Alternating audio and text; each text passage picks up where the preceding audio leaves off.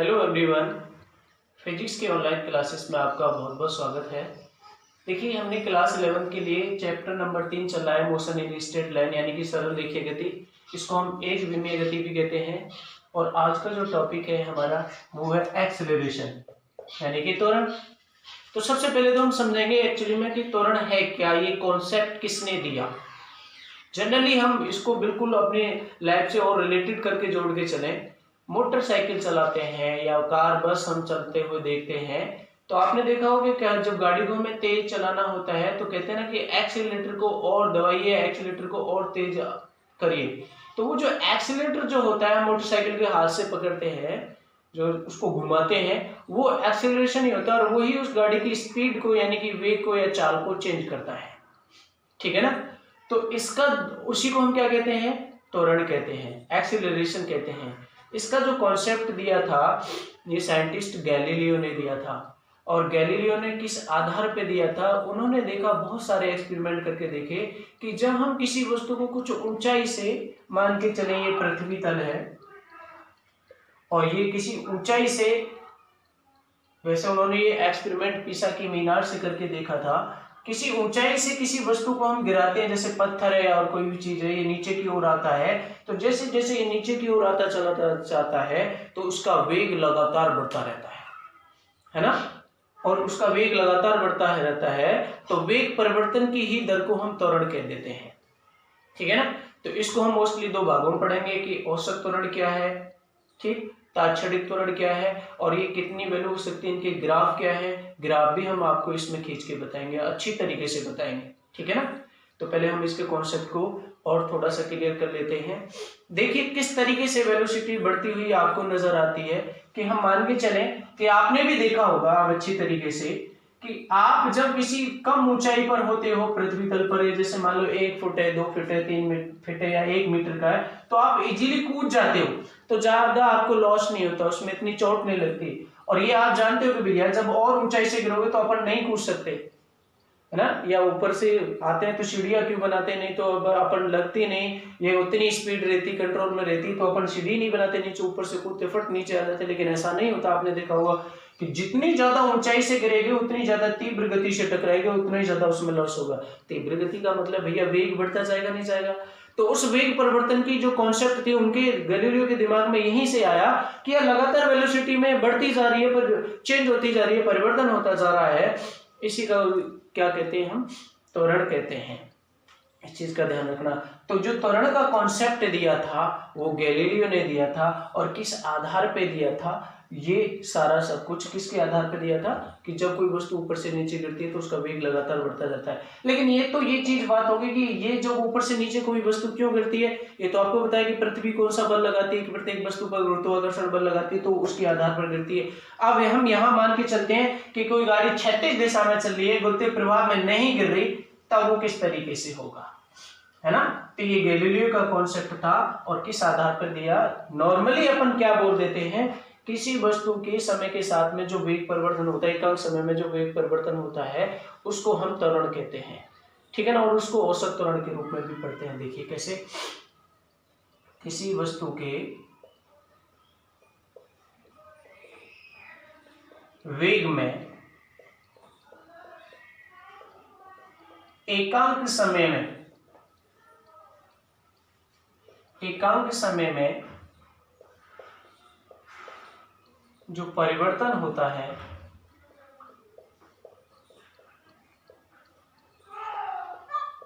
उसे हम क्या कहते हैं, त्वरण कहते हैं। क्या कहते हैं, एक्सेलरेशन, त्वरण कहते हैं। ओके, ये अंडरस्टैंड करना बेटा। और इसको हम इसे किससे डिनोट करते हैं, ए से, या कभी कभी डेफिनेशन इसकी इस तरीके से लिखी जाती है। देखिए फिजिक्स को आप जितना इजीली करके, सरल भाषा में, सरल चीज में, इजी वे में करके अपनी लाइफ से जोड़ करके समझोगे उतना ही इजी होता जाएगा। ये हर जगह काम आती है फिजिक्स, आप जहां भी देख लेंगे ना। Change in velocity, rate of change in velocity बोलते हैं इसकी इंग्लिश में जो डेफिनेशन होगी, rate of change in velocity equal to acceleration, या change in velocity in unit time equal to acceleration. तो मैं इसको हिंदी में डेफिनेशन लिख रहा हूं। देखिए, और इसको अपन क्या लिख सकते हैं, किसी वस्तु के वेग में एक वेग परिवर्तन की दर को भी अपन क्या कहते हैं, किसी वस्तु के वेग परिवर्तन की दर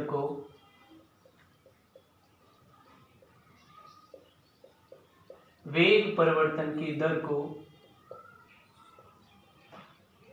त्वरण कहते हैं। एक छोटी सी डेफिनेशन ये भी आपको लिखी मिल सकती है, या आप इसको ऐसे भी लिख सकते हैं। कैसे लिख सकते हैं, देखो मैं अभी बताऊंगा डेफिनेशन कैसे लिखे जाएंगे, कि अपन मान के चलते हैं। देखिए, माना डेल टी समय अंतराल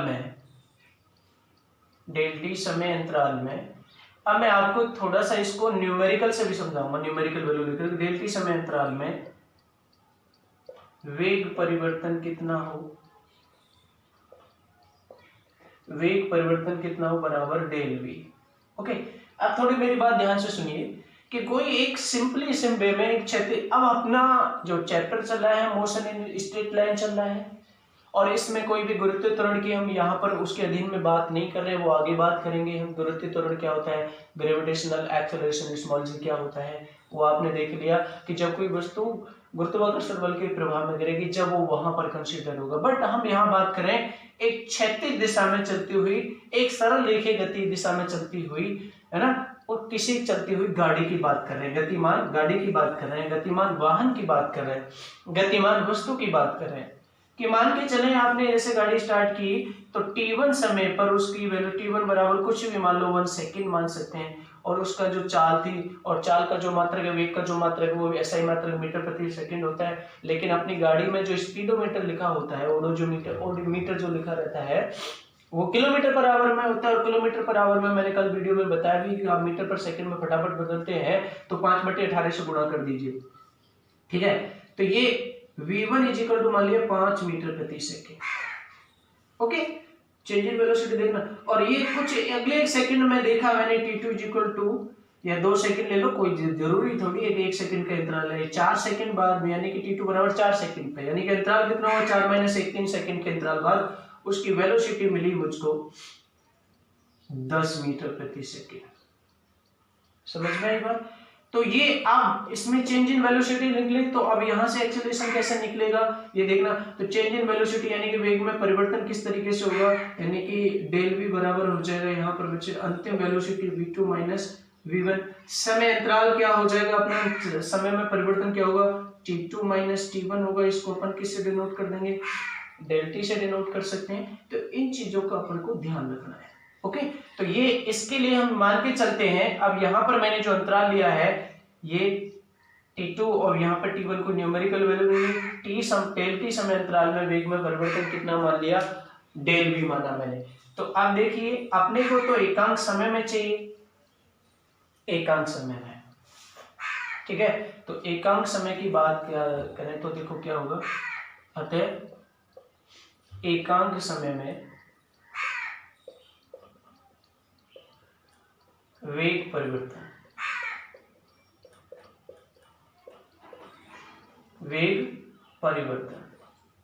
इसी को हम क्या कहते हैं, त्वरण कहते हैं, ये भी डेफिनेशन में। और इसको किससे डिनोट करते हैं, ए से, यानी कि डेल वी बटे डेल टी आ जाएगा। ये डेल टी नीचे तो आएगा जब एकांक समय में निकालेंगे।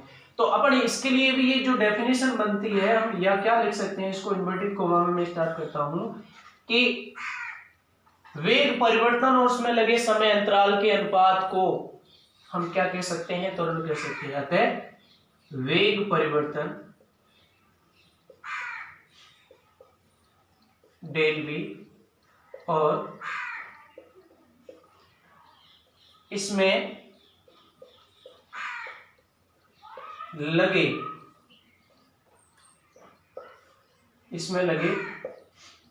समय अंतराल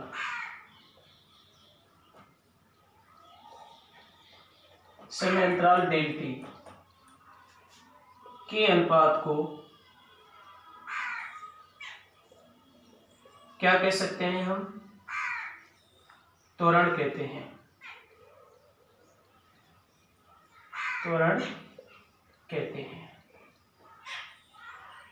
ओके, फॉर्मूला आपके सामने ये है। ठीक है, अब ये सदिश राशि है तो इसको सदिश रूप में भी लिख सकते हैं। देखिए कैसे, सिंपली वे में।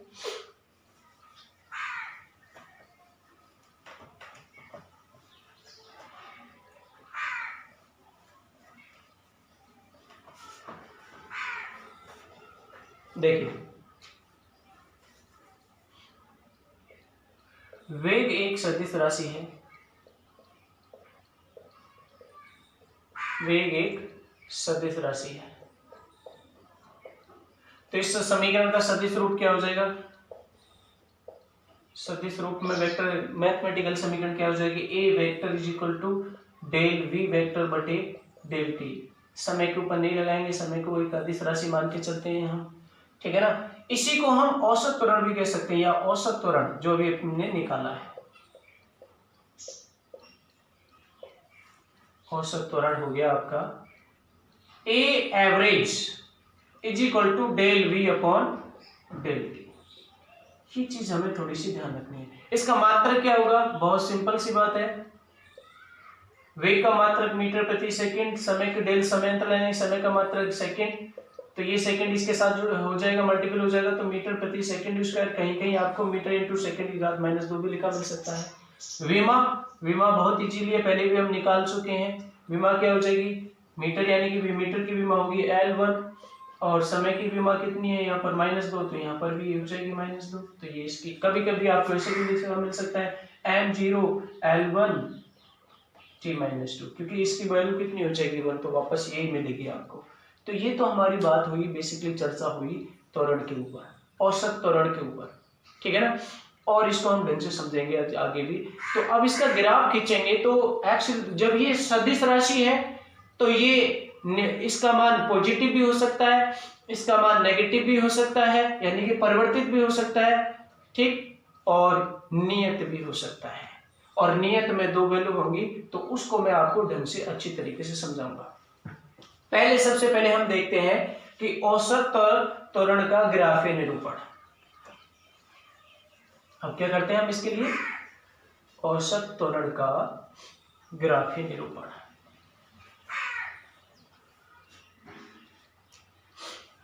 औसत त्वरण का ग्राफीय निरूपण।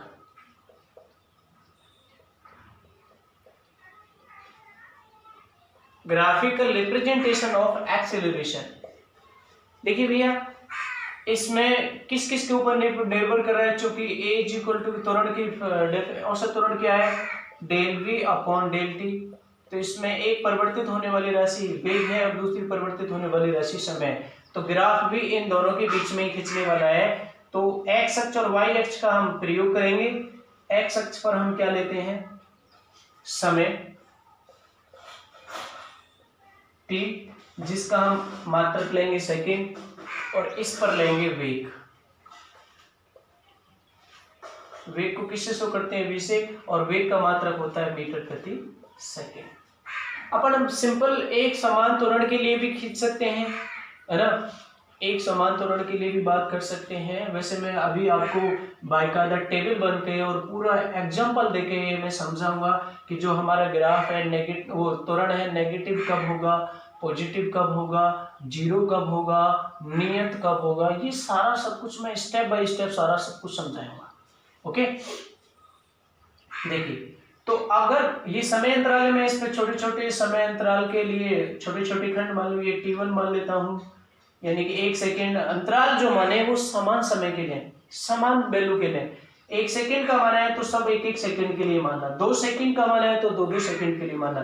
तो अपन मैं यहाँ पे दर्शा रहा हूँ, ये दूसरा हो गया t2, ये हो गया t3, और ये हो गया आपका t4। हालांकि ये मैं आपको 1 सेकेंड मान लूँ, ये 2 सेकेंड मान लूँ, ये 3 सेकेंड मान लूँ, ये 4 सेकेंड मान सकता हूँ। इस पर अपन वेग लेते हैं, तो ये वेग अंतराल मैंने छोटे छोटे खंड जितने भी बनाए, ये जो चाहो आप बना सकते हो कितने अंतराल से। मैंने 2 का मान लिया, 2 मीटर प्रति सेकेंड, 4 मीटर प्रति सेकेंड, 6 मीटर प्रति सेकेंड और 8 मीटर प्रति सेकेंड। वैसे मैं इसको शो करूँ तो ये v1 मान लूँ, ये v2 मान लूँ बेटा, ये v3 हो जाएगा आपका, और ये आपका हो जाएगा v4 इक्वल। ओके ना। अब मैं इसको एक बार थोड़ा सा ही मान के चला हूं कि समान समय अंतराल में जो वेग परिवर्तन है वो समान है, ठीक है ना। इस तरीके से देखिए, ये t1 समय हो गया, इस पर वेग कितना था v1, t2 पर कितना था ये, और मैं वैल्यू लेकर चलता हूं, ये तो आपका 0 समय है ही, ओके। तो ये स्टार्टिंग तो 0 से हुई, तो 0 पे तो ये इसकी वेलोसिटी भी 0 मान के चलेंगे, और t1 आपने 1 सेकंड लिया है और उस पर वेग कितना लिया है v1 is equal to 2 metre प्रति सेकंड। तो एक के सामने और दो के सामने, अगले दो पर हो जाता है 4, तो ये आपका पॉइंट आएगा यहाँ 4 वाले के लिए आएगा। तो मतलब ये स्टार्ट जो करेंगे ग्राफ वो एक सीधी सरल रेखा आएगा, देखिए समान समय अंतराल से, ओके। अब मुझे इसको ग्राफ में किस तरीके से शो करना है, तो देखिए ये जो वैल्यू है यहाँ पर ये कितनी है आपकी v2, और ये यहाँ पर कितनी है v1, और ये नीचे वाला जो अंतराल है ये कितना हो जाएगा, ये t1 है ये t2 है, तो ये अंतराल हो जाएगा आपका t2 माइनस t1, और इसको मैं शो कर सकता हूँ डेल t से, पहले भी बताया था। और ये जो अंतराल है आप ये यहाँ से यहाँ तक v2 और ये यहाँ से यहाँ तक v1 है, ये चाहिए मुझे, ये इसके समांतर है तो ये भी इतना होगा। अगर ये एंगल थीटा है तो ध्यान से सुन लेना मेरी बात। तो ये चीज होगी अब आपके लिए, अंतराल हो गया v2 माइनस v1, और अपन इसको शो कर सकते हैं डेल v से, ओके। अब ये थीटा है तो ये एंगल भी कितना होगा थीटा, तो ये जो स्लोप निकालेंगे, जो ढाल निकालेंगे, अब यहाँ पर इस समकोण त्रिभुज से आप देखो तो tan theta is equal to कितना हो जाएगा बेटा, लंब बटे आधार, ये लंब हो गया ये आधार, तो लंब कितना है आपका डेल v, और आधार कितना है डेल t, और यही किसके बराबर है आपका a औसत त्वरण, ठीक है। तो सिर्फ कब अगर वेग और इसके बीच में ग्राफ खींचा तो औसत त्वरण का ये ग्राफीय निरूपण है। अब एक मैं अब इसमें बहुत सारी चीजें इंपॉर्टेंट कराता जाऊंगा मैं, देखो किस तरीके से।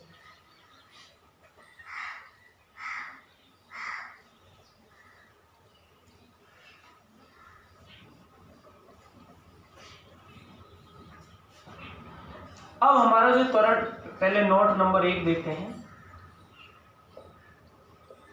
त्वरण एक सदिश राशि है, कैसी क्वांटिटी है, वेक्टर क्वांटिटी है, सदिश राशि है, इसलिए इसका मान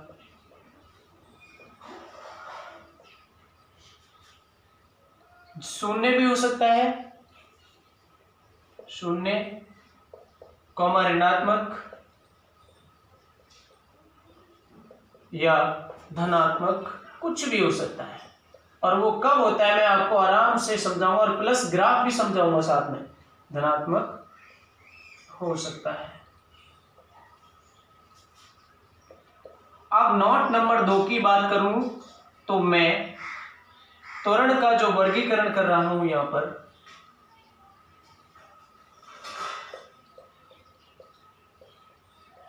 किस तरीके से कर रहा हूं, देखिए एक्सेलरेशन का, कि ये है हमारा त्वरण यानी कि एक्सेलरेशन, ओके। ये इसको मोस्टली हम 2 कैटेगरी में डिवाइड करेंगे, 2 भागों में। तो ये तो रहेगा आपका एक पहला वाला कांस्टेंट, ठीक है, कांस्टेंट का मतलब नियत।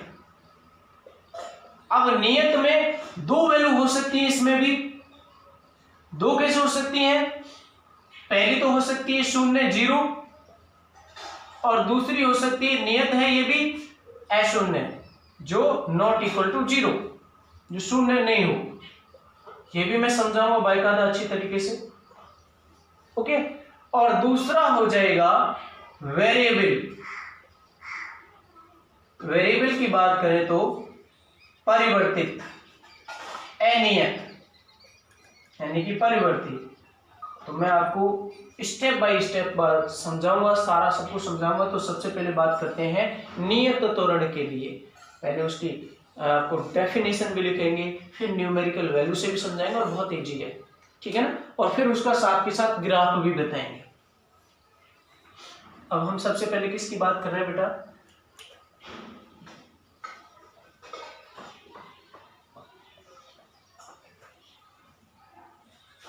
नियत त्वरण के लिए। किसके लिए? कांस्टेंट एक्सीलरेशन के लिए।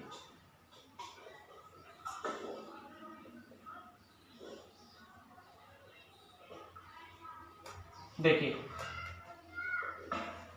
पहला नियत त्वरण में शून्य त्वरण के लिए, क्योंकि शून्य त्वरण है तो ये भी तो नियत ही है ना, जो शून्य है तो न बढ़ रहा ना घट रहा है, तो शून्य।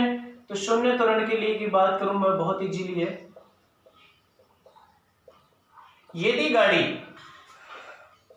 एक समान चाल से चलती रहती है, एक समान वेग से चलती रहती है, यदि कोई वस्तु, यदि कोई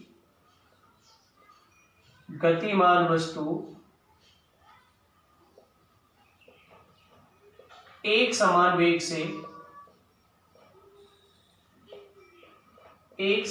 से गति करती है,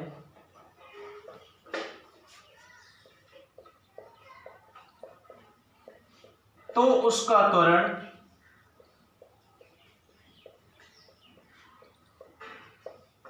शून्य होगा। शून्य ये भी तो नियत ही है भैया, होगा।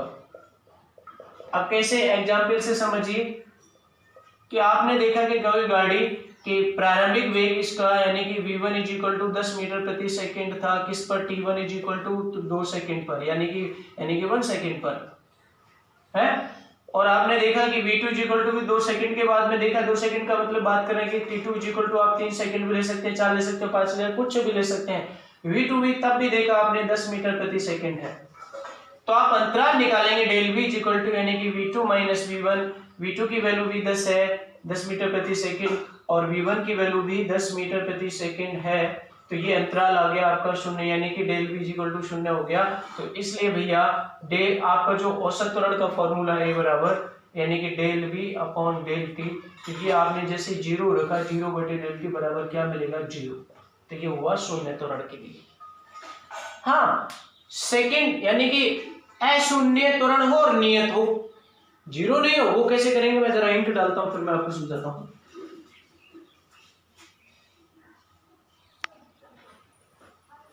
देखिए नियत त्वरण में अब सेकंड के लिए बात चलेगी हमारी अशून्य नियत त्वरण।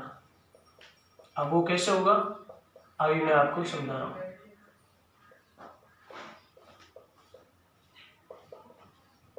समझिए, मैं पहले थ्योरी में लिख देता हूं। यदि गतिमान वस्तु की, ये कहानी एक समान गति के लिए जैसी हो जाएगी। एक समान गति में क्या होता है कि जो उसकी गति में समान समय अंतराल में परिवर्तन होता है वेग या चाल में, वो समान होगा। यदि गतिमान वस्तु के वेग में समान समय अंतराल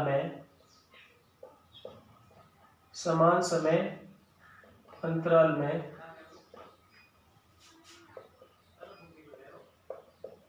परिवर्तन समान हो तो त्वरण नियत होगा।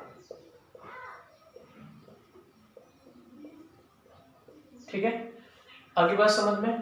तो देखिए किस तरीके से होगा, मैं आपको एग्जांपल से समझाता हूं कि हमने t1 बराबर 1 सेकेंड लिया और उस पर उसका वेग था, पर वेग कितना हुआ बेटा?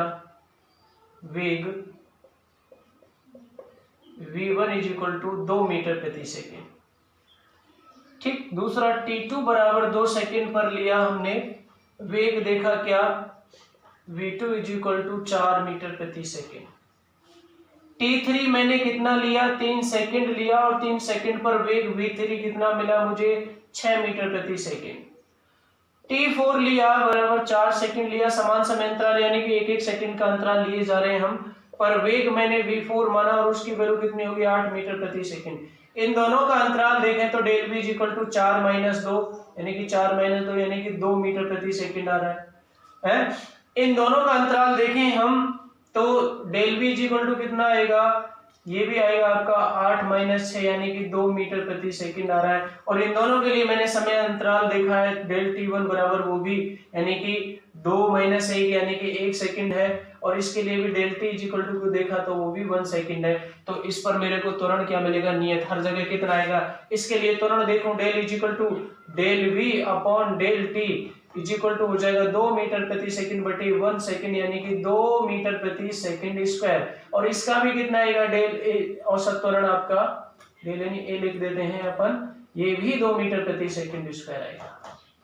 ये इस तरीके से है। तो हमारा नियत त्वरण जीरो कब होगा और जीरो कब नहीं होगा, ये आपको अच्छी तरीके से समझ में आ गया। और कल हम बात करेंगे वेरिएबल त्वरण के लिए पॉजिटिव नेगेटिव ग्राफ किस तरीके से आता है, वो सारा सब कुछ समझाएंगे।